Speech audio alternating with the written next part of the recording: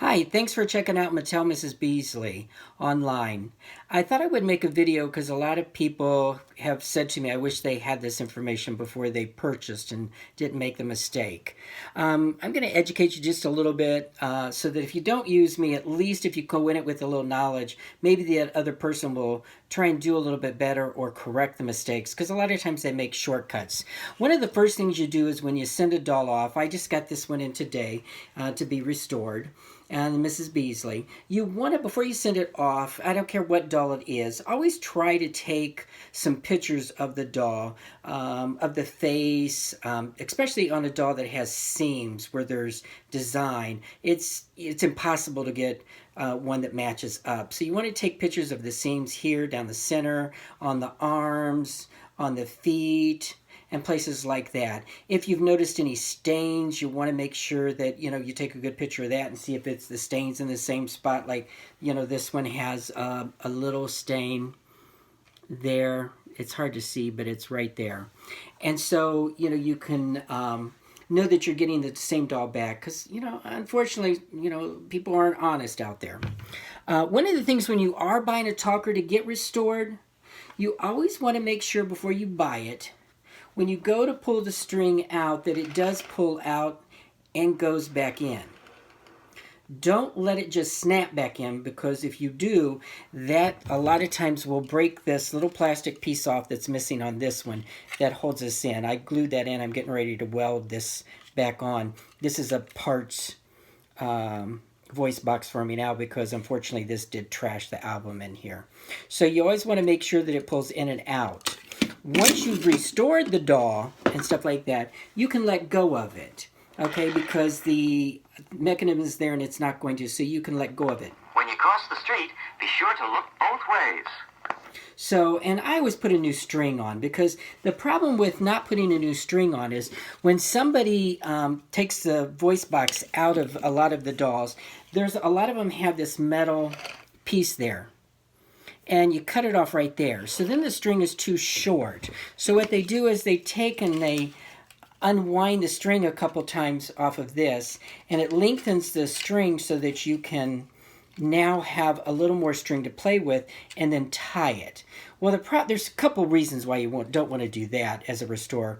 Is when you only tie it once there, if it does come loose, then you turn around and it goes in, and it could cause the coil spring on top of the album here to nick it and stuff like that. What I do is I don't use a metal thing. When I put a new string on, I tie it there. I tie it here, but I also tie it there. So, that way it works. Do you know what that bunny rabbit is doing?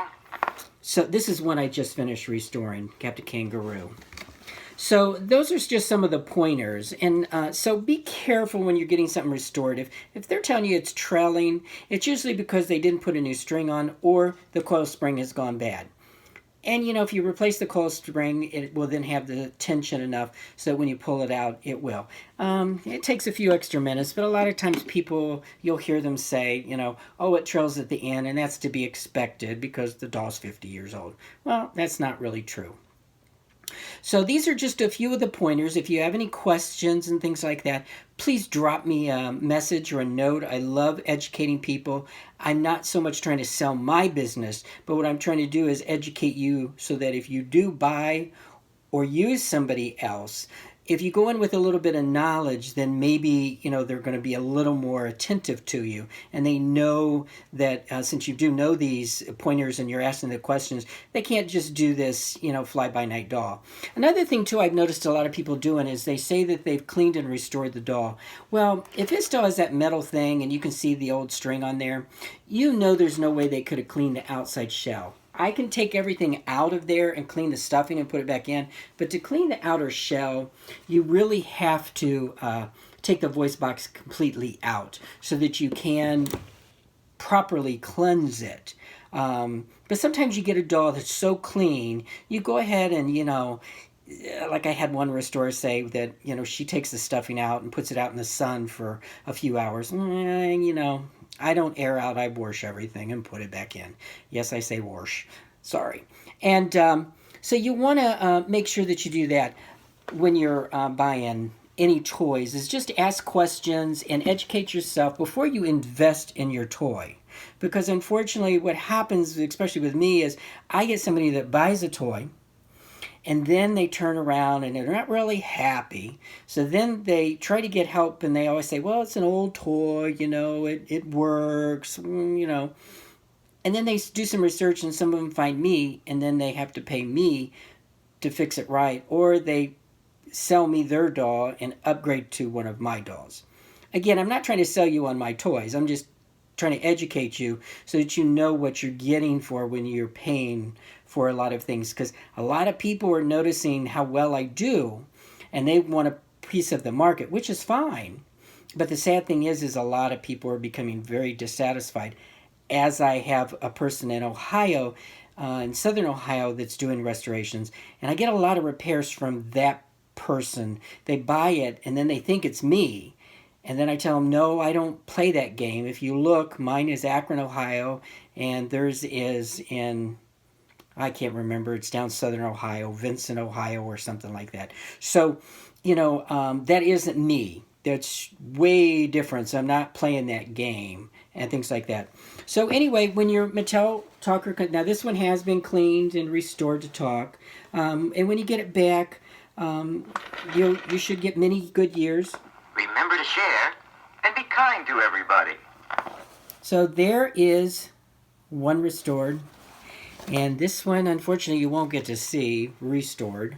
But she'll get restored this week and back to her owner. So I hope some of the pointers I've given you will help you through buying an investment in the toy that you're trying to. Oh, P.S. If you're buying a Mrs. Beasley and they're using the reproduction glasses, please be careful because if they're not coated, long term will cause stain on the face because the raw product where they're getting it, same place I get mine, the product laying on the rubber, it will stain it. So, I work with Rust-Oleum and they helped me come up with this process and I coat them so that they're still black, but they don't look that really hard, dried out look that they come raw from the factory where we get them. Yes, it costs a little bit and stuff, and it takes a little time to coat them, but it does protect the doll for many, many years. If you think you got a pair of glasses that you're not sure is coated, send me a message. I can give you some information on how to coat them so that you can not have to worry about staining the doll's face. Otherwise than that, what I would do is take the glasses off and set them next to her. And then when you want to look at her or show her off, put the glasses on for a little bit, then take them off if you're not really for sure.